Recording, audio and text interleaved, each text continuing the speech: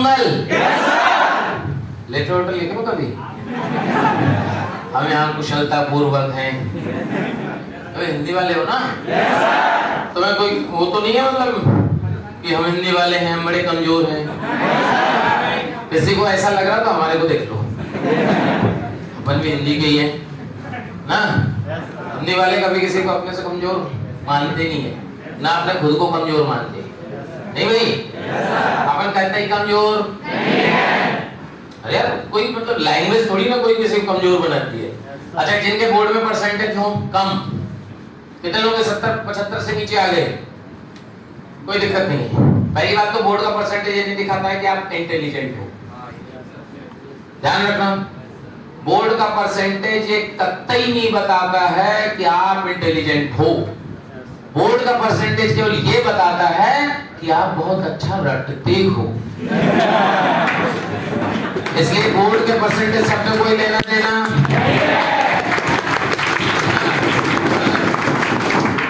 किसी के ज्यादा परसेंटेज देख के अपन परेशान ना हो। उसका तो 99 आ गया है, बहुत इंटेलिजेंट है। कुछ नहीं पिछले, अबे यार क्या बात करो, हिंदी वाले तो पिछले 10-12 साल के पेपर सॉल्व कर ले तो 100 में 100 ले आए। सब बोर्ड के पेपर आ जाते पुराने। इसलिए बोर्ड का परसेंटेज तो कतई मतलब का नहीं है। हाँ, एक वो 75% का क्राइटेरिया जरूर हो सकता है थोड़ा मोड़ा दिक्कत कर रही है, लेकिन उसमें भी बात चल रही है, थोड़ा सा डाउटफुल है कि आपके लिए वो 75% का क्राइटेरिया रहेगा या नहीं रहेगा। ये डाउटफुल है। मतलब हमारे से पर्सनली पूछा जाए कि रहेगा कि नहीं रहेगा तो हम तो कहेंगे नहीं रहेगा। क्यों नहीं रहेगा? क्योंकि इस बार आप सबने जेईई का एग्जाम दिया होगा। कितने लोग जेईई का फॉर्म भरे हैं? सबने भरा है। बढ़िया। तो इस बार क्राइटेरिया है क्या? नहीं है। जब इस साल नहीं तो अगले साल तुम्हारे लिए क्यों? हर साल क्या होता है? क्राइटेरिया 2 साल के लिए होता है। 12वीं में होता है, वही तो 13वीं में कंटिन्यू होता है। अच्छा एक बात कहो, आप मान लो 12th में इस साल 20% में हो, तो क्या आपको अगले साल कहेंगे कि आप तुम नहीं हो? अगर 20% में इस साल हो तो आपका अगले साल तो परसेंटाइल कोई पूछेगा नहीं ना भाई। मतलब होता क्या है, क्राइटेरिया 2 साल के लिए होता है। अब यार गवर्नमेंट है, पलट जाए तो अलग बात है। वैसे 99.99% उम्मीद है कि कोई क्राइटेरिया अगले साल नहीं रहेगा। अगले साल ये नहीं क्राइटेरिया नहीं रहेगा, क्राइटेरिया ऐसा हो सकता है कि जिन्होंने 12वीं 2023 में करी है, जिन्होंने 12वीं उनके लिए क्राइटेरिया रहेगा। जिन्होंने 2022 में या 21 में करी है उनको लिए क्राइटेरिया वैसा आना चाहिए। समझदारी तो यही कहती है ना, इसलिए उसका टेंशन बहुत ज्यादा मत लो। अभी आ जाएगा डिटेल तो 2-4 महीने में तो क्लियर हो जाएगा। बाकी एक एनआईओएस का ऑप्शन होता है। अगर मान लो किसी को लग रहा नहीं हमें परसेंटेज बढ़ाना तो एनआईओएस बोर्ड होता है, वो सितंबर में उसका एग्जाम हो जाता है, तो काम हो जाता है ना। ज्यादा टेंशन नहीं लेना।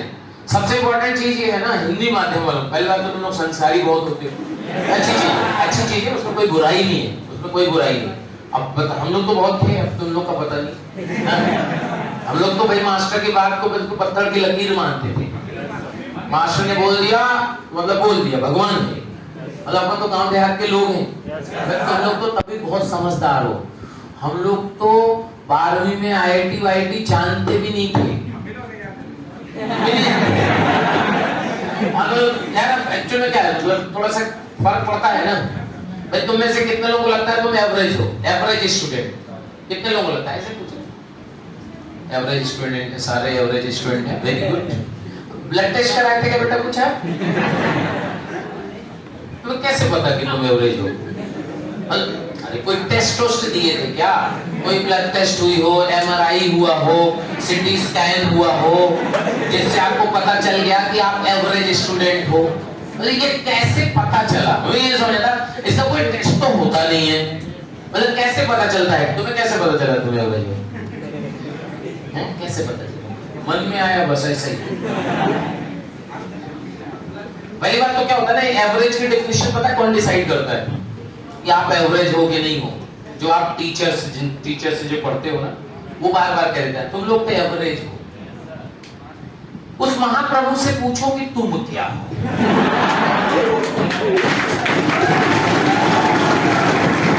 भाई आपने एवरेज बना दिया, तुम सब एवरेज हो। अबे तो तुमने कौन सा तीर मार लिया? सरकारी स्कूल में पढ़ाने का मतलब ये थोड़ी ना बहुत तीरंदाज हो। क्यों भाई, गलत कह रहे? ऐसा भी हो सकता है गवर्नमेंट की कृपा से लग गई हो नौकरी, रिजर्वेशन भी तो है, कुछ भी हो सकता है, कुछ भी हो सकता है। तो पहली बात तो अपने आप को कभी एवरेज फील मत कराओ कि हम एवरेज हैं, हम कुछ नहीं कर सकते। अरे भाई तुम एवरेज नहीं हो, तुम्हारा मास्टर एवरेज, तुम्हारा स्कूल एवरेज, तुम्हारा आसपास का सराउंडिंग एवरेज, हो सकता है तुम्हारे पेरेंट्स एवरेज। क्यों? क्योंकि पेरेंट्स को कुछ पता ही नहीं ना, उनकी गलती नहीं है यार, उतना पढ़े लिखे नहीं है, उन्हें कुछ आइडिया ही नहीं है। तो एवरेज तुम कब से हो गए? तुम थोड़ी ना एवरेज हो। जिस मास्टर जिस स्कूल में पढ़े उस स्कूल का माहौल ही एवरेज था, साला कोई कंपटीशन नहीं, कोई बात ही नहीं हुई। कभी हुई आईटी फाइटी की बात? ऐसा आदमी छठी क्लास से आईटी की बात सोचने लगता है और 12वीं क्लास में हमारे स्कूल में कभी चर्चा ही नहीं हुई आईटी की, तो तुम कैसे एवरेज हुए? तुम्हारा स्कूल एवरेज हुआ ना, तुम कतई एवरेज नहीं हो। पहली बात तो दिमाग से निकाल दो कि हम एवरेज हैं, हम कतई एवरेज नहीं है। जब जागो तब सवेरा, नहीं पता था, पता चल गया ना, अब हम जाग गए। जाग गए तो अब बैठेंगे नहीं, अब साला जी जान लगा देंगे। और देखो हिंदी माध्यम वालों खास बात है, ईमानदारी से पढ़ते हैं, बहुत ज्यादा वो घूमने फिरने में भरोसा नहीं रखते, मॉल वॉल मूवी थोड़ा अवॉइड करना। जिनको भी हवा लग रही हो थोड़ा दूर रहे ना, क्योंकि हवाएं कोटा में बहुत तेज चलती हैं। जो हवाओं में बह गया फिर वो रुक नहीं पाता, बहते ही रहता है। तो अगर इन सब चीजों से भी आप दूर रह गए और जो आपको पढ़ाया जा रहा है उसको प्रॉपरली फॉलो करते रहे, आपका सिलेक्शन कोई नहीं रोक पा रहा, आप सिलेक्ट होगी, कंफर्म होगी। अरे यार क्या बात करो, सिलेक्शन क्या है? क्या तुम्हें लगता है सिलेक्शन बहुत टफ है? क्या तुम्हें कितने लोग लगता है आईआईटी का एग्जाम बहुत टफ है? बहुत। अब बोलो, ये देखो कन्याएं कह रही, ईमानदारी से बताओ, कोई शर्म की बात नहीं, ये नहीं कि हम हीरो बनना है इसकी। हाँ देखो बहुत सारे लोग रहे बहुत टफ है। अच्छा क्यों टफ है आईआईटी में एग्जाम? क्योंकि आईआईटी में एग्जाम देने वाला बच्चा है 10 लाख। कितना है? 10 लाख। अच्छा उसमें से सेलेक्ट कितने होते हैं? 10,000। कितने सेलेक्ट होते भाई? 10,000। तो 10 लाख में से 10,000 सेलेक्ट हुए, परसेंटेज कितना हुआ? 1%। क्या हम उस एग्जाम की तैयारी कर रहे हैं जहां सिलेक्शन रेशियो 1%, ओनली 1%? 1% लोग सेलेक्ट होते हैं, 99% खत्म। क्या हमें उस एग्जाम की तैयारी करनी चाहिए? क्या फिर करनी चाहिए? अच्छा अब बताओ तुम में से कितने लोग जेईई मेन देने जा रहे हैं फर्स्ट अटेम्प्ट? वेरी गुड, सब ऑलमोस्ट सबने फॉर्म भरा। अब ईमानदारी से बताओ कि तुम में से किसकी बढ़िया प्रिपरेशन? देखो देखो देखो देखो सब लोग देखो,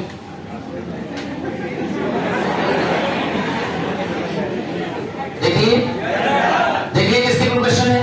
तो क्या तुम्हें लगता है कि जैसा तुम्हारा हाल है वैसे सबका हाल है? विश्वास करो 10 लाख में से 8 लाख बच्चा वो ये है जो पेपर देखने जा रहा है कैसा आएगा।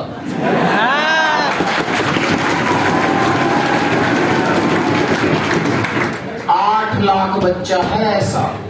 अब बताओ कितने एग्जाम देने जा रहे हैं? सही वाला एग्जाम कितने देने जा रहे हैं?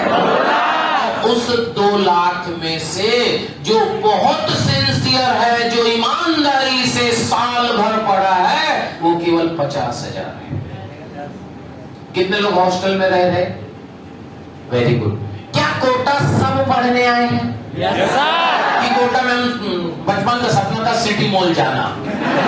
भाई हमें तो नहीं लगता यूपी का बच्चा ये सोच के आया होगा कि वहां सिटी मॉल जाऊंगा। क्या सब पढ़ने आए हैं? यस। अब ईमानदारी से बताओ हॉस्टल में कितना % बच्चा पढ़ता है? 1%। बहुत कम पढ़ता है। अभी तो पढ़ भी रहा होगा। अभी क्यों पढ़ रहा होगा? आए हैं जोश तो बिगनिंग में रहती है। तो ये 2 लाख 2 लाख का जो फिगर है ना, ये मात्र 50,000 है। और उस 50,000 में से कितने सेलेक्ट होंगे? आप परसेंटेज बताओ।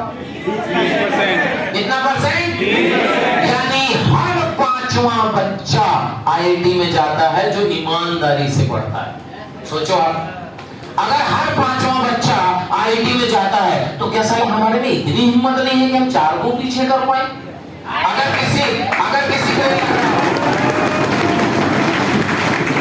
किसी को लग रहा हो ना कि मैं 4 को पीछे नहीं कर सकता, आज ही घर भाग जाना। अगर आपको लग रहा है ना कि 4 बच्चे, और सुनो आपस में नहीं,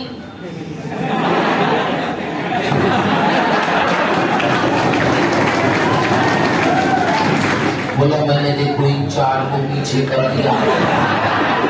भाई आदमी ऐसे देखेगा, मेरे टेस्ट में नंबर इतने आए, 4 से तो पीछे, मैं तो हो गया पक्का सेलेक्ट। अबे पगले हो क्या, पूरे हिंदुस्तान में होगा कंपैरिजन। आपका कंपटीशन इन क्लास में थोड़ी ना है, पूरे हिंदुस्तान के बच्चों से। तो आपस में कोई कंपटीशन की जरूरत नहीं है, आपस में कोई कंपटीशन की जरूरत नहीं है। कंपटीशन तो पता ही तुम्हारा किसके साथ है, ऑल इंडिया कंपटीशन है, किसको तुम्हें पीछे करना है वो अपने बात की बात है। लेकिन विश्वास करो, मात्र कंपटीशन 50,000 का है। मेरी समझ में आपको बता दूं, IIT में कंपटीशन है ही नहीं। कंपटीशन देखना है तुम्हें, पुलिस की भर्ती में देखो, रेलवे के ड्राइवर में देखो, बैंक के PO में देखो। अबे यहां कंपटीशन है, कंपटीशन इसको थोड़ी ना कहते हैं। तो देखिए ना, अच्छा कंपटीशन वहां पता है, जितने भी एग्जाम ग्रेजुएशन के बाद होते हैं, ग्रेजुएशन समझते हो, BSc ना, BTech, ये सब ग्रेजुएशन है। जितने एग्जाम ग्रेजुएशन के बाद होते हैं उनमें भारी कंपटीशन है, भारी, बहुत तगड़ा कंपटीशन है आफ्टर ग्रेजुएशन। और जितने ग्रेजुएशन के पहले हैं उनमें कंपटीशन नहीं है। बोली क्यों है, ऐसा क्यों है? क्या हुआ कि पूरी सृष्टि को किसने बनाया? ब्रह्मा जी ने। जब ब्रह्मा जी ने पूरी सृष्टि रचना करी तो उन्होंने क्या किया, उम्र का डिस्ट्रीब्यूशन किया, एज का डिस्ट्रीब्यूशन। उन्होंने क्या किया भाई कि लगभग ऐसे एवरेज मान लो 25 साल उम्र दी आदमी को, किसको दी? उसके बाद 25 साल दिया बैल को, उसके बाद 25 साल दिया कुत्ते को, और 25 साल लास्ट में बचा उल्लू को दिया। आदमी नामक जो जानवर है वो बहुत शातिर होता ही है भाई। जानवर का मतलब जान वाला, जानवर का मतलब वो नहीं, जानवर का मतलब क्या होता है? जान वाला। जो समझदार है ना, जिसके दिमाग ज्यादा है, वो कौन है? इंसान। जान वाला तो है ना। तो आप सोचो कि आदमी क्या किया, आदमी गया सबसे पहले बैल के पास और बैल से बोला कि बैल भाई 25 साल तक दूसरों का बोझा उठाओगे, शर्म नहीं आती? तो बैल को समझ में भी आया, हाँ यार मैं दूसरों का बोझा इतने साल क्यों उठाऊं? बोला तो भैया, बोला 20 साल इधर दे, 5 साल ही बोझा उठाइयो। आप देख रहे हो 5 साल 7 साल में मर जाता है बैल। ठीक, उसके बाद मिल गया आदमी, बढ़ गया, फिर गया कुत्ते के पास और कुत्ते से बोला कि कुत्ते भाई तुम साले 25 साल जूठन खाओगे, न जान न पहचान पीछे चल दोगे, मतलब कोई ईमान धर्म है कि नहीं? बोला हाँ यार बात तो जेन्युइन है, तो तू भी दे 20। इस तरह आदमी अपनी उम्र बढ़ाया, फिर गया उल्लू के पास और उल्लू से बोला कि उल्लू भाई तुम्हारे पास 25 साल एक ही है, लेफ्ट राइट, कौन आया कौन गया यही देखोगे 25 साल। शायद जीवन में कुछ और कोई टारगेट नहीं है, केवल आने जाने को देखोगे, इसे घुमाते रहोगे मुंडी। हाँ यार बात तो सही है, तो बोले तो तू भी दे। तो इस तरह आदमी ने अपनी उम्र बढ़ा ली। अब समझो, अब जब आदमी ने अपनी उम्र बढ़ा ली, इस स्टोरी का लॉजिक क्या है, इसमें क्या सीखने को मिला कि जब हम 20 से 25 साल तक रहते हैं, 20 से 25 साल या 0 से 25 ले लो, तो क्या हम किसकी उम्र में जीते हैं? आदमी की। और आदमी की फितरत में होता है चिल, चिल मारो, मस्त रहो, दुनियादारी से कोई लेना देना, एकदम खाओ सो, ये आदमी की फितरत है ना। अब जैसे 25 साल के ऊपर एज होती है, किसकी उम्र स्टार्ट हो जाती है? अच्छा तुम लोग आसपास सब देखो, तुम्हारे गांव में कई लोग गांव के होंगे, बहुत सारे लोग बंबई काम करने गए होंगे, कुछ सूरत जाते हैं, कुछ बंगाल कोलकाता जाते हैं काम करने। किस उम्र में गए थे? क्योंकि 25 साल के बाद काम करना नहीं होता है, करना पड़ता है।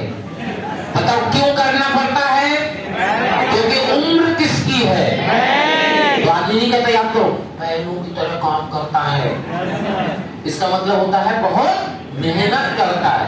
तो जितने एग्जाम आफ्टर ग्रेजुएशन वाले होते हैं, जितने एग्जाम, बताओ उसकी उम्र क्या होती है? 25 के बाद। यानी सारे वहां बैल हैं।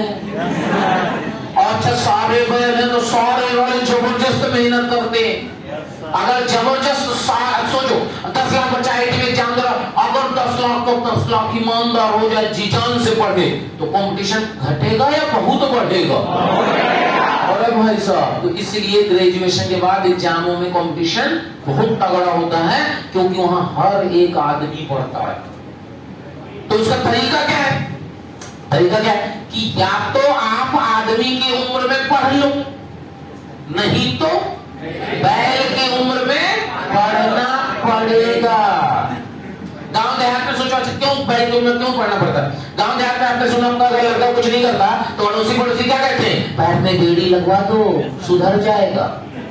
पैर में बेड़ी लगवाने का मतलब शादी। क्या कर दो? शादी कर दो, इसकी सुधर जाएगा तुरंत। तो बाप कहता ठीक है, लड़की वड़की खोज के शादी कर लिया, बेरोजगार के साथ शादी हो गई। आजकल उनको कोई नहीं पूछ रहा।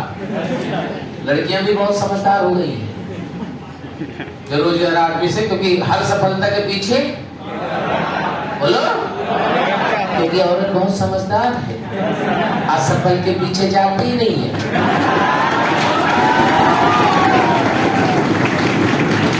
सच्चाई है, यही तो सच्चाई है। तो भाई ऐसे सोचो कि क्या उसने शादी का हो गई, अब सोच के देखना, शादी हो गई, 30 साल उम्र है, अब बीवी ने कहा कि लिपस्टिक चाहिए।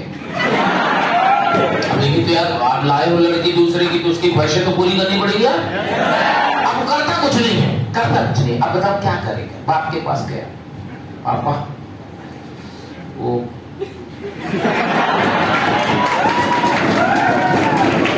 अब सोचो, क्या बाप के सामने कोई ऐसा मांग सकता है पैसे किस लिए? इससे अच्छा तो क्यों ही यार, इसलिए इस उम्र में आदमी क्या करता है? जी जान लगा देता है कि साला बाप से न मांगना पड़े पैसा, क्योंकि एक एज तक आप अपने फादर से पैसे मांग सकते हो। ऐसे थोड़ी लगी 30-35 साल के 10 रुपए तो गोलगप्पे खाना है, 10 रुपए दो, अरे समझ लो। इसलिए आदमी जो है हमेशा याद करो बैल की उम्र में मेहनत करता है। अच्छा फिर उम्र हो जाती है 40-45 साल। 40-45 साल के बाद, जैसे आपके फादर या हम लोगों की उम्र उसी एज में पहुंच गई मान लो, तो पिताजी क्या करते हैं? चिल्लाते हैं, अबे कब तक मोबाइल देखेगा, पढ़ेगा नहीं क्या? तो आज अंदर से फिर क्या आता है? जब देखो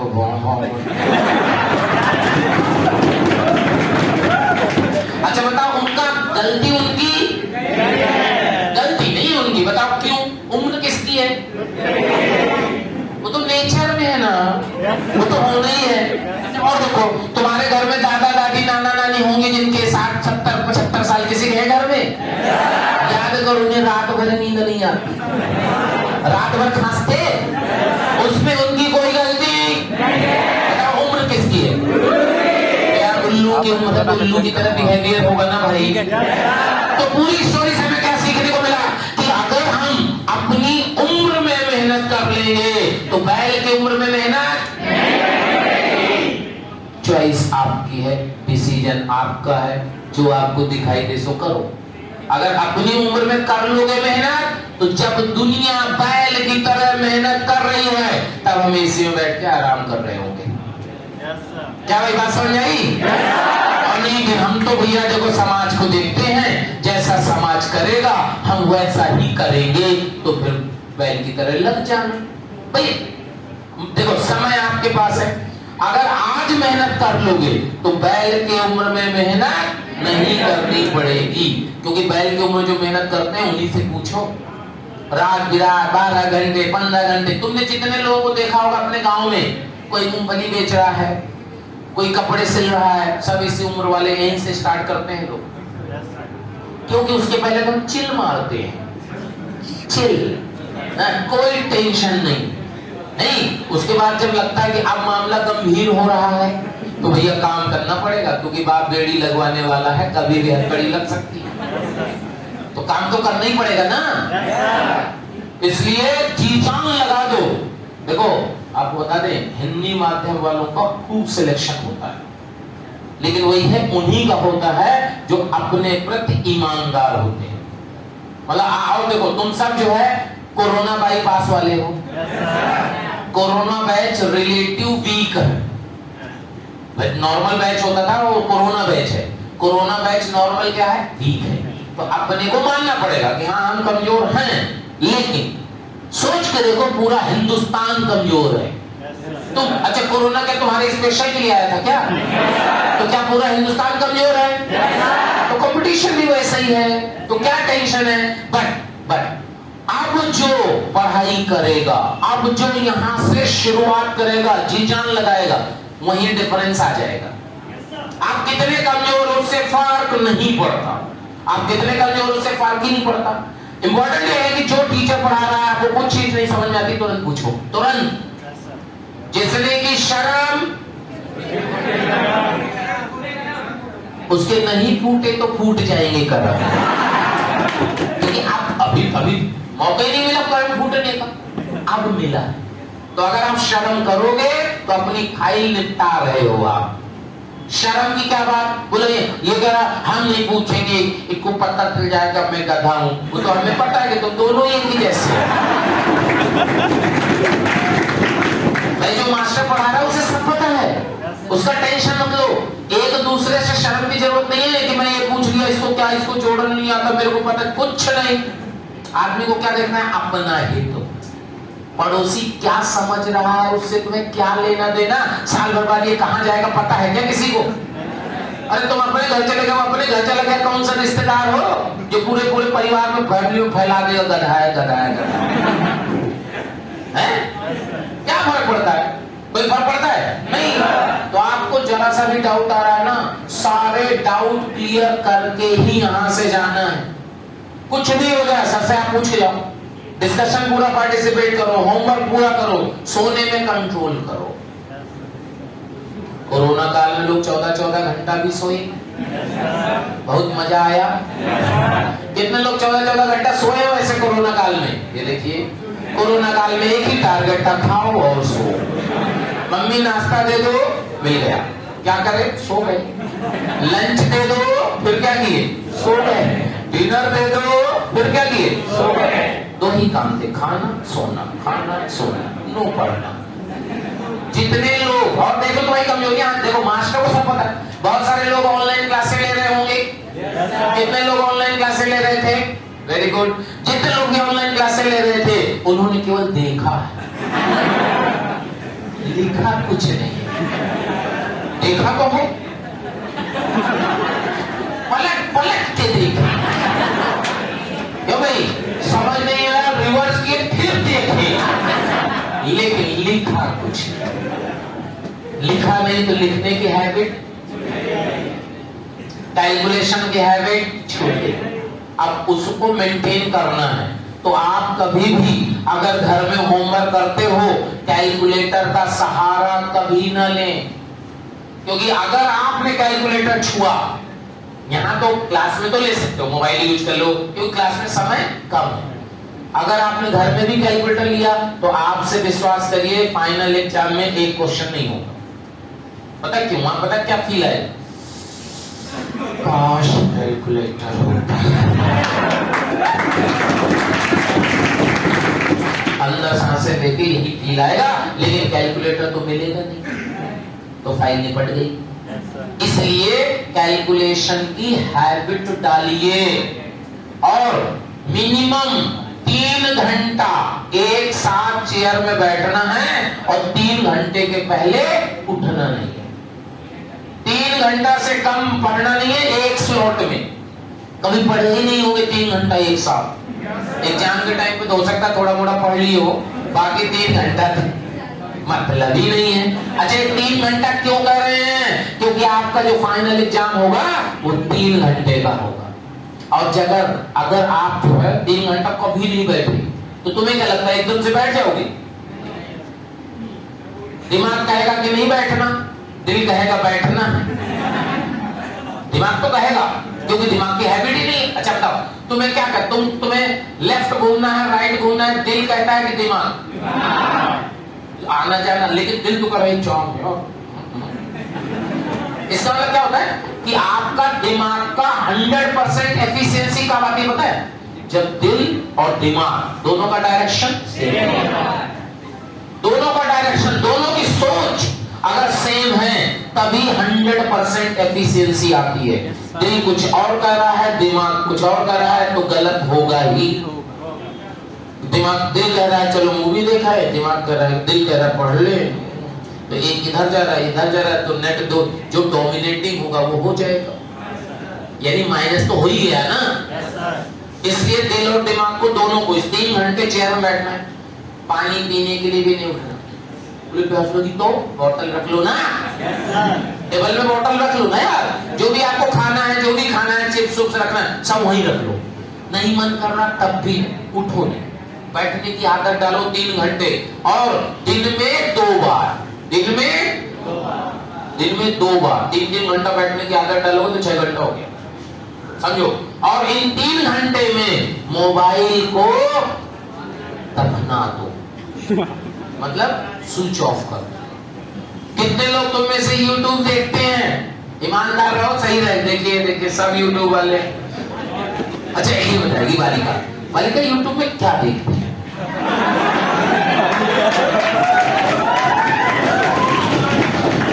हम बताते हैं, तुम सबको हम बता देते हैं YouTube में आजकल के बच्चे क्या देखते हैं। ऐसे स्क्रॉल करते ना, ऐसे स्क्रॉल करते। अच्छा शॉर्ट्स ना बता दो, वही बता रहे। अच्छा करीना कपूर जिम गई थी, मतलब करीना कपूर जिम गई थी तो तुम्हें क्या मिला? यही देखते हैं YouTube में, तैमूर के कपड़े बदल रही, तो तुम्हें क्या मिल रहा है उससे? करीना के लड़के का नाम है तैमूर। शॉर्ट्स में यही आते हैं, उसमें देखना आप कभी व्यूज कितने, मिलियन में। इसका मतलब सोचो कितने बेवकूफ आदमी दुनिया में। मतलब कोई जरूरत की चीज हो समझ में आता है, भाई जरूरत की चीज है, मान लो कोई मोटिवेशन है, कोई लेक्चर है, वो समझ में आता है। मतलब मिलियन में लोग ये देख रहे हैं कि करीना जिम जा रही है, तो उससे क्या मिला? मतलब क्या भैया, कुछ भाई खत्म करो। मतलब कुछ भी दिखाते हैं यूट्यूब में, शॉर्ट्स का जमाना आ गया ना, कुछ भी। तो अगर आप पढ़ना चाहते हो ये बंद करना है। करना क्या है? इन 3 घंटे में यूट्यूब बंद, मोबाइल स्विच ऑफ, क्योंकि मोबाइल वरदान भी है और अभिशाप भी है। ध्यान रखना। पहले बताओ किसके लिए, कितने % लोगों के लिए वरदान है? तुम्हें क्या लगता है? 1%। और अभिशाप 99%। अब तुम में से सोचना है तुम किस कैटेगरी के हो। वही हो, वही हमने क्या बोला पहले, मास्टर को सब पता। हमारे को बेटा सब पता है ना, 23-24 साल हो गए पढ़ाते पढ़ाते, हम तो शक्ल देख के बता सकते हैं इसका सिलेक्शन होगा कि नहीं होगा। बताएंगे नहीं,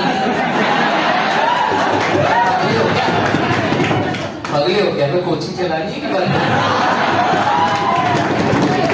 सबको पता होता है, हमारे को सब पता होता है। लेकिन देखो ये सब तो तुमने सबने सुना होगा, समय से ज्यादा और भाग्य से किसी को ये जो भी कहता है समझ लेना वो नकारा है। जीवन में काम करने की ललक नहीं है उसके अंदर। अगर कोई ये कहे ना तो वे स्टेटमेंट दे, समय से ज्यादा, समय के पहले भाग्य से ज्यादा किसी को कुछ नहीं मिलता, 1 नंबर का नकारा आदमी है वो। केवल भरोसा अपनी किस्मत पे है। सही स्टेटमेंट पता क्या है?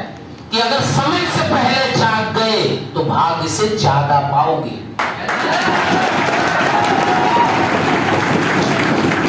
सही स्टेटमेंट कि अगर समय से पहले जाग जाओगे तो भाग्य से ज्यादा पाओगे। भाग्य बदलने वाला कौन है? कोई नहीं है, तुम खुद हो। अपना भाग्य बनाना और बिगाड़ना उस ज्योतिषी के हाथ में नहीं है। अगर उसके हाथ में होता तो पहले अपना बना लेता। यज्ञ कर लो तो ये हो जाएगा, ऐसा होता तो खुद ही नहीं कर लेता यार। आपको अपनी किस्मत खुद बदलनी है भाई, और कोई नहीं बदल सकता आपकी किस्मत। सब बाकी सब ढकोसले हैं। आपकी किस्मत खुद आपके हाथ में। जितना मेहनत करोगे रिजल्ट उतना ही अच्छा आएगा। अब क्योंकि देखो मेहनत तो कोटा में जो आता है ना, मेहनत करने के लिए ही आता है, लेकिन वो कितने दिन कर पाता है डिपेंड ये करता है। और जो लास्ट तक लगा रहता है उसका सिलेक्शन पक्का होता है। क्योंकि आपको जो है मार्ग को भटकाने के लिए बहुत लोग मिलेंगे, बहुत लोग। कुछ लोग तो ऐसी बातें करेंगे, कोटा बेकार जगह, कहाँ फंस गए यार, देखो साला दाल में पानी पानी ही है, अबे खाने आए हो क्या कोटा? अरे यार गजब करते हो। देखो खाना कोई कंप्लेन करेगा इस तरह की, अरे भाई तू जा निकल, अबे तो खाने आए क्या कोटा? अब दाल में पानी पानी है, मटर पनीर में मटर ही मटर है, पनीर देखने को नहीं मिल रहा, मैस वाले को भी तो कुछ कमाने दोगे। अरे यार उसका भी तो धंधा है भाई, सब तुम्हीं को खिला देगा तो बेचारा खाएगा क्या? बस क्या करना है आप लोग, इम्पोर्टेंट क्या है? इम्पोर्टेंट क्या है? खाना खराब नहीं होना चाहिए, स्मेल आ रही है मत खाओ, लेकिन अगर ठीक है चलेगा। अपने को ना जीने के लिए खाना है, खाने के लिए जीना है। जितनी जल्दी खाना खा पाओ उतनी जल्दी खा लो, उससे तुम्हें टेस्ट का पता ही नहीं चलेगा। और 1 घंटा खाना खाओगे तो टेस्ट तो बहुत बुरा ही लगेगा यार। अब आप कंपेयर करो अपनी माँ के हाथ के बने के खाने से, यार वो तो बुरा ही लगेगा ना यार, क्योंकि माँ जो है ना खाना थोड़ी ना खिलाती है, उसमें प्यार है, वो कहां से लाओगे? वो कहां से लाओगे? तुम्हें क्या लगता है मेस वाला तुम्हें इतने प्यार से खिलाएगा? अरे यार क्या बात कर रहे हो। माँ जो खिलाती है, एक रोटी में टावल ले ली, या तो सोच रहा है एक मत ले, मत चार ले। अरे यार वो तो अपने प्रॉपर्टी है, एक रोटी तुम सब खा जाए तो उसका नुकसान हो जाएगा, तो देर कर देगा, लाएगा ही नहीं कि तुम शायद उठ जाओ। अब कुछ लोग होते हैं बैठे रहते हैं, अल्लाह हम तो साला खाने के लिए ही आए हैं भाई, पढ़ाई तो हम अपने घर भी कर सकते थे, तो अपने को मतलब जल्दी मतलब आराम से। अब देखो पढ़ने वाले पढ़ ही लेते हैं। एक हिंदी माध्यम का स्टूडेंट था डूंगाराम चौधरी, सुने हो कुछ लोग? कितने लोग जानते हैं? सुने? 1 2 ठीक है। डूंगाराम चौधरी 2002 का AIR 1 था, all India rank 1 from Hindi medium. सोचो हिंदी माध्यम का AIR 1, all India rank 1, history है, उसके बाद कोई नहीं हुआ। और वो जो बच्चा था डूंगाराम चौधरी, वो खुद खाना बनाता था। सोचो कितना गरीब रहा होगा, जो खुद घर में खाना बनाता था, पढ़ता था। तो करने वाले तो भाई साहब कुछ भी कर लेते हैं। बहाने नहीं बनाना, समाधान खोजना। हर चीज में बहाने नहीं चाहिए। हम होमवर्क क्यों नहीं कर पाए? वो सर वो रात में जल्दी नींद लग गई थी। अरे तो क्यों लग गई थी?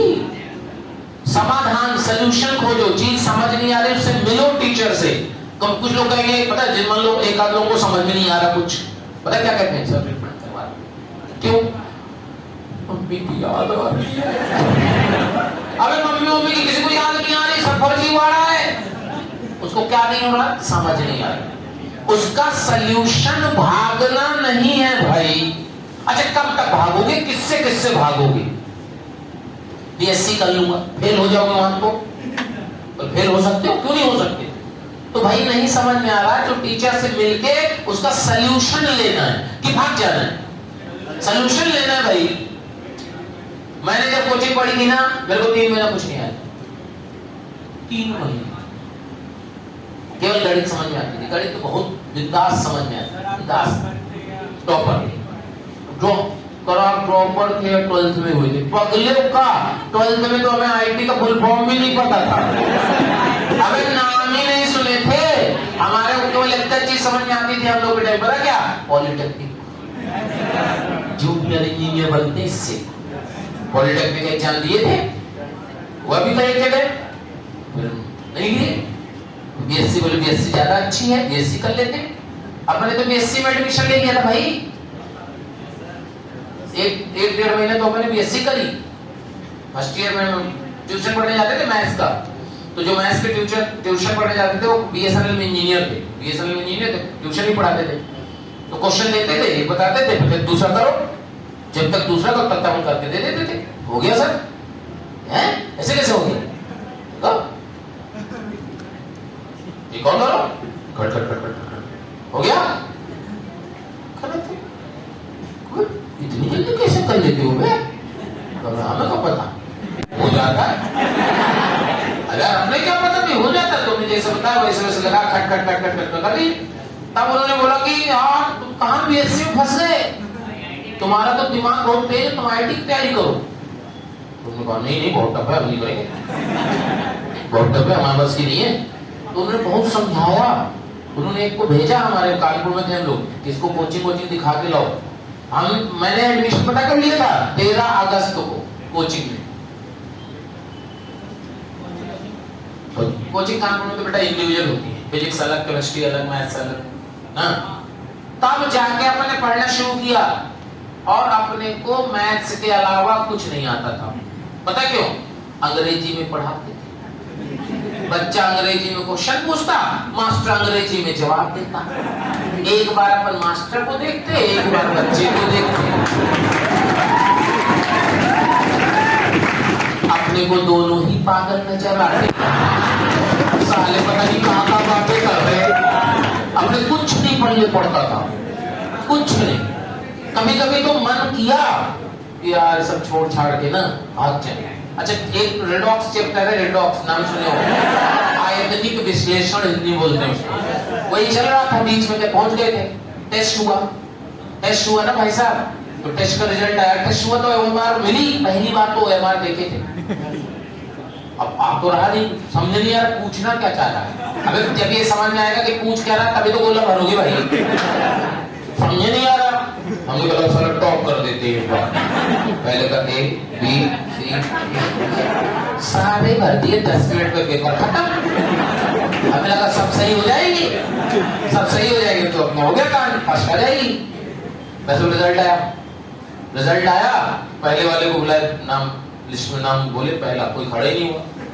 टॉपर ही नहीं है और कैसा टॉपर है यार। हिंदी माध्यम वाले सोचे कि क्लासे नहीं छूटे। दूसरा बुलाया भाई साहब, वो भी नहीं खड़ा हुआ। तीसरा बुलाया तो हमारा था तीसरा। खट से खड़े हुए, खट से साला जो है। और बताएं, एडमिशन भी कोचिंग में हम सोर्स से लिए थे, एंट्रेंस में भी नहीं हुआ था।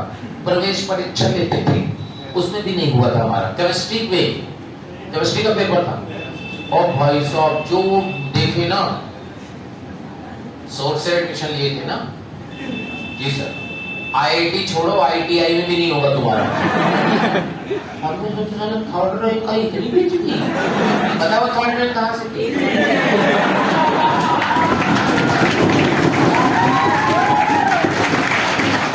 बच्चे कितने कोचिंग में थे पता है? 5,000 में थर्ड रैंक थी पीछे से। सोचो। अच्छा, हम खूब मेहनत करते थे, पढ़ते थे भाई साहब, 10-12 घंटा पढ़ते थे। लेकिन चक्कर क्या था? हिंदी अंग्रेजी। पहले अंग्रेजी पढ़ते थे, फिर उसको हिंदी में सोचते थे इसको क्या कहते हैं, फिर उसको मिला के ग्रामर कन्वर्ट करके उसको पूरा आधा समय ऐसे में चला जाता था भाई साहब। उसके बाद जो मतलब बेइज्जती हुई ना।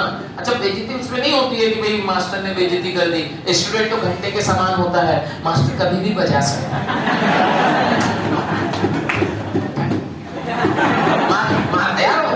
हिंदी माध्यम वालों को तो खूब कुटाई होती है।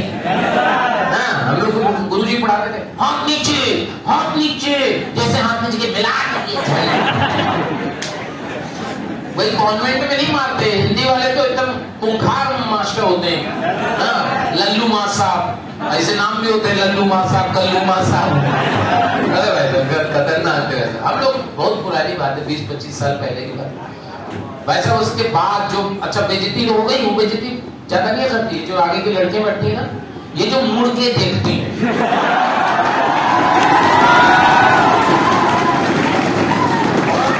इनके मन में पता कैसा विचार आता है, कौन है बेवकूफ। ये बहुत भारी काम है, ये बहुत भारी है। लगता साला क्या कहाँ फंस गए यार। उसके बाद भाई साहब जब हमने पढ़ना शुरू किया, बहुत पढ़े, एक बुक मिल गई, पता चला उसी बुक से गुरुजी पेपर बनाते हैं। अच्छा, गुरुजी उस बुक को मना करते हैं, ये बुक किसी के हाथ में नहीं, हाथ तोड़ दूंगा, आधे ज्यादा गलत है। कोई नहीं लेता। गुरुजी ने मना किया तो कोई क्यों लेगा? अच्छा, हमारे किसी सीनियर ने बताया कि उस बुक को लाओ, उसी से पेपर सारा बनता है। ले आए, रटना शुरू किए। हमारा रेक्टिफिकेशन बहुत फास्ट है, फुल स्टॉप कॉमा तक याद रहता है, सब लाइन बाई लाइन याद कर लेते हैं। अच्छा, खास बात है भगवान की कृपा से भूलता भी नहीं।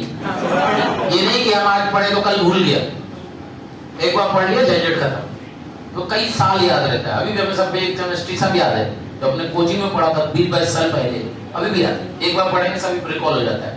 ठीक है भाई, याद है। केमिकल इक्विलिब्रियम में एक चैप्टर और गुरुजी पढ़ा दिए थे। टेस्ट पेपर देने गए ना, सही तरह सारे क्वेश्चन उसी बुक के थे, सारे, सब के आंसर याद थे, सब के। बहुत तेज था,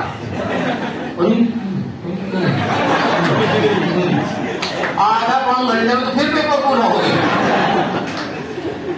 ओ भाई साहब, फिर सुनो, अब रिजल्ट आया तो पहली लिस्ट जो बिलो 20 वाली थी, 20-20 बच्चों को बुलाते थे, बिलो 20 ऊपर के 20, तो पहले 20-20 नीचे के बुलाते थे, तो हमारा नाम कहीं नहीं था। इस बार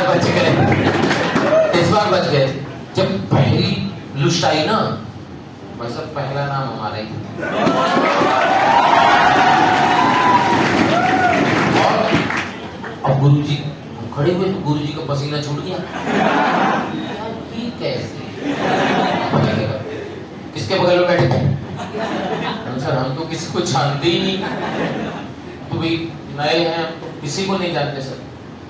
क्वेश्चन कर सकते हो? बोल हाँ सर, सारे जो आप कहोगे कर दे।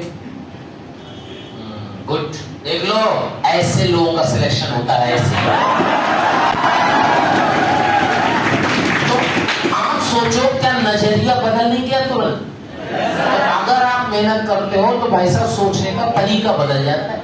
अगर आप मान लो कोटा है, बहुत पढ़े, जी जान लगा लिए, कभी किसी लड़की से बात नहीं किए, कभी किसी मॉल में नहीं गए, कभी कोई मूवी नहीं देखे, सिलेक्शन नहीं हुआ, तो पता लोग क्या कहते हैं? रिश्तेदार अरे दिन भर लड़कियों के साथ घूमता था, हमने तो कई बार देखा, जबकि वो कभी कोटा नहीं आया। क्योंकि बहाना चाहिए ना, क्यों नहीं हुआ। और अगर आपने कुछ नहीं पढ़ा, माता के सहारे से सिलेक्शन हो गया, सही हो गया और सिलेक्शन हो गया, तो वही रिश्ता पता क्या कहेंगे? अरे भाई साहब आंखें फोड़ ली लड़के ने, चश्मा देखो कितना मोटा लग गया, कभी नहीं दिखा रहे, यहाँ आता था गांव में, निकलता ही नहीं था, जबकि दिन भर गिल्ली डंडा खेलता था। तो आदमी का नजरिया जो है ना, क्योंकि एक बात मान लो आईटी में सिलेक्ट हुआ, अब तुम कहोगे दिन भर घूमता था, तो आदमी पागल होगा क्या? घूमता होता तो सिलेक्ट होता क्या? तो आदमी उसको गलत कर देगा ना, इसलिए आदमी अपना नजरिया चेंज कर लेगा। इसलिए मतलब अगर मेहनत करेंगे तो सिलेक्ट तो होंगे ही, जी जान लगा देंगे चीजों में। मतलब आप देखो, सीधा सा गणित क्या होती, सिलेक्शन हो ना हो अपने कोई फर्क नहीं पड़ता। फर्क ये पड़ता है कि हम अपना 100% दे रहे हैं कि नहीं दे रहे हैं। मान लो आपको 2 साल बाद ऐसा एहसास हो, आप कोटा गए थे, पढ़ लिए होते तो आज अच्छी जगह होते, ये गलत है। मतलब आप जितना अपना 100% लगा सकते हो ना, लगा दो। जीवन के किसी मोड़ पे हमें इस बात की ग्लानि नहीं होनी चाहिए कि हम यार और अच्छा करते तो आज अच्छी जगह होती, तो आज क्यों ना करें? आज कर लो, जितना अपना 100% लगा सकते हो, 100% लगा लो, 1% की कमी नहीं बचनी चाहिए, तो आपको कभी कोई शिकायत अपने से नहीं होगी। सिलेक्शन हो चाहे ना हो, कम से कम हमने अपनी पूरी कोशिश तो करी ना भाई। यार कोशिश नहीं की, रेस में आना तो हम फर्स्ट चाहते हैं, लेकिन दौड़ना नहीं चाहते। भाई बिना दौड़ी कैसे फर्स्ट होगी? बिना दौड़ी फर्स्ट हो जाओगे, ऐसे कैसे फर्स्ट आ जाओगे? अच्छा, किस किसने 100 मीटर 200 मीटर की रेस देखी है? सबने देखी है, बहुत बढ़िया। जब 100 मीटर की रेस शुरू होती है तो याद करो कि कुछ लोग बहुत तेजी में दौड़ते हैं, और जनरली वो जीत जाते हैं। पता क्यों? क्योंकि आपने देखा होगा बहुत सारे लोग जो पीछे रहते हैं वो दौड़ते ही नहीं, हो गया खत्म, देखे हो ना। अच्छा, उन पगलों से सोचो कि हो सकता है वो बहुत तेजी में दौड़ा था, आगे थक जाए। तुम धीमे दौड़े थे, क्या लास्ट में तुम अपनी स्पीड बढ़ा के फर्स्ट आ सकते थे? और यार अगर आपने बिगिनिंग में ट्रेनिंग की है तो लास्ट में आपने स्टैमिना बचा के रखा है ना भाई अपना, तो लास्ट में हम अपना स्टैमिना देके क्या फर्स्ट आ सकते हैं? लेकिन आधे ज्यादा लोग रास्ते में ही थक के वापस आए। यही आईआईटी की प्रिपरेशन है। मान लो कोई बिगिनिंग में बड़ा टेस्ट में टॉप आ रहा है, तुम पीछे हो, तुमने छोड़ दिया पढ़ना, अब हमारा नहीं होगा, हम किसी काम के नहीं है, ये गलत है। क्योंकि कभी भी आपका स्टेमिना काम आ सकता है। तो अपने को ना लास्ट मोमेंट तक फाइट करनी है, साला कुछ भी हो जाए, कॉन्फिडेंस क्या रहेगा? मेंटेन। लास्ट मोमेंट तक फाइट करेंगे और अपना पूरा 100% देंगे और देखना रिजल्ट आएगा, कंफर्म आएगा। मतलब ऐसा नहीं कि नहीं आ सकता। हमारे को तो देखो, हमारे को तो लगता है कि हमारे जैसे लोगों का अगर आईटी में सिलेक्शन हो सकता है तो इस क्लास में सारे बैठे बच्चों का हो सकता है, क्योंकि अपन तो बहुत कमजोर थे भाई, बहुत गरीब, अल्ट्रा गरीब, इतने गरीब कि तुम लोग सोच नहीं सकते, बहुत ज्यादा। तो यार हमारे जैसे लोगों को हो सकता है, तुम्हारे क्यों नहीं हो सकता? तुम्हारे पास तो सारी सुविधाएं हैं भाई ना, तो पक्का सेलेक्ट होकर दिखाएंगे भाई, पक्का। हर एक बच्चा सेलेक्ट होना चाहिए, ऊपर नीचे रैंक वैंक कोई मैटर नहीं। हम नहीं कह रहे तुम टॉप आ जाओ ना, हमें तो इस पूरी क्लास का हर एक बच्चा सिलेक्शन चाहिए उसका। क्या भाई सिलेक्ट हो गए? अच्छा, कितने लोग जेईई मेन एग्जाम देना चाहते हैं इस साल? देने जाएंगे? कितने लोगों का सही कोटा है? वेरी गुड, कितने लोग तो ठीक है, कितने लोगों का बाहर है? अच्छा, अब बताओ तुम में से कितने लोगों की प्रिपरेशन अच्छी है जो एग्जाम दे सके? भाई ठीक है यार, हम तो इस साल सेलेक्ट हो सकते हैं। कोई नहीं, तो फिर समय पैसा क्यों बर्बाद? तुम्हें अपने आप पे पूरा भरोसा है ना कि हमारे इस साल कुछ नहीं होगा, तो फिर क्या देने जा रहे, क्यों जा रहे हैं? आइडिया लेने, क्या आइडिया मिलेगा? एनटीए। अच्छा देखो सुनो, मतलब हम मना नहीं कर रहे कि मत जाओ, आइडिया तुम्हें दे देते हैं। एनटीए अभ्यास अपने ऐप में भी है। एनटीए अभ्यास में देखोगे बहुत सारे पेपर पड़े, सैंपल पेपर। आप एक पेपर दे लो, एक पेपर दे के देख लो। अगर आपका 300 में से 100 आ जाए, 300 में से कितना आ जाए? 100 या उससे ऊपर। 100 में वैसे कुछ होता नहीं है, 100 नंबर आ भी जाता है तो कुछ मिलता नहीं है, लेकिन मिनिमम हम बात करें कि अगर आपका 100 आए तो ही कोशिश करो एग्जाम देने की, ठीक है? और अब थोड़ा ज्यादा लग रहा है तो एक काम करो, कैटेगरी वाइज बांट देते हैं। अगर आप जनरल कैटेगरी के हो तो 125 के ऊपर जाना, अगर ओबीसी हो तो 100 के ऊपर जाना, एससी हो तो 80 के ऊपर जाना, एसटी हो तो 70 के ऊपर जाना। अगर जाना चाहते हो, देखो कितना आप जाओगे, समय खराब होगा, रिजर्वेशन कराओगे, पैसा खराब होगा ना, तो आप 1-3 घंटे का टेस्ट देख लो, क्योंकि ये भी पूरे सिलेबस का देना, पार्ट टेस्ट नहीं, उसमें पार्ट टेस्ट और फुल टेस्ट दोनों है। तो अगर फुल टेस्ट में आप अच्छा एक बात बताओ, बोले इस टेस्ट में नहीं आया तो क्या हुआ, फाइनल में तो मैं फोड़ दूंगा। 3 दिन में तुम ऐसा क्या कर लोगे जो फोड़ दोगे? लगता है किसी को जिसका इस टेस्ट में नहीं होगा उसका फाइनल में होगा? इम्पॉसिबल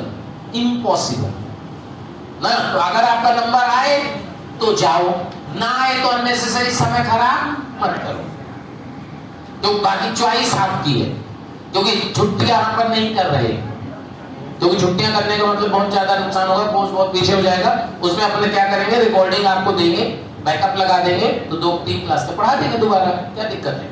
ठीक है भाई। क्या होगा ना कि एक दिन 10 बच्चों का एग्जाम है तो बाकी सब घर में बैठोगे, अगले दिन फिर 10 का है तो फिर घर में बैठोगे, तो नुकसान बच्चों का भी है भाई। या तो ये होता कि एक ही दिन सबका एग्जाम है तो छुट्टी कर देते, अपने क्या जा रहे, लेकिन क्योंकि एग्जाम अलग-अलग डेट पे है तो समस्या हो जाएगी, इसलिए आपको रिकॉर्डिंग बैकअप सब मिल जाएगा, ठीक है? बट देने से पहले आप सोच लेना, केवल घूमने जाना है, बोले जयपुर घूम आएंगे तो बात अलग है, तो बात अलग है भाई, घूमने जाना है तो बात अलग है। बाकी आप एग्जाम के पॉइंट ऑफ व्यू से जा रहे हो तो फिर आप टेस्ट देके एक बार चेक कर लो कि आप मतलब उस लायक हो क्या कि अपन समय और पैसा दोनों बर्बाद करें।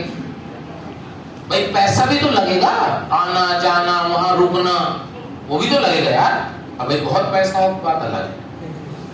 हिंदी माध्यम वालों को देखो थोड़ा दिक्कत तो रहती है, क्योंकि अगर बहुत ज्यादा पैसा होता तो हिंदी माध्यम में नहीं पढ़ता। सीधी सी गणित भी यही कहती है कि बहुत एकदम अरबपति आदमी है तो हिंदी में क्यों पढ़ेगा भाई? नहीं, हिंदी में तो जब भी थोड़ा मतलब मीडियम फैमिली वाले, बहुत गरीब तो घर पढ़ते ही नहीं है, उनके पास तो विचारों को वो भी नहीं, लेकिन थोड़ा सा रहता है। ठीक है, तो बाकी आप देख लो, क्योंकि आपको क्या करना है, छुट्टियां तो नहीं हो रही, ये कंफर्म है। क्यों भाई पता नहीं कर रहे ना, छुट्टियां नहीं हो रही, वो तो कंफर्म है। बाकी जिनको जाना है नहीं जाना है वो देख लें। ठीक है भाई, बात क्लियर? तो पक्का एकदम मेहनत करेंगे ना? चलो भाई, थैंक यू।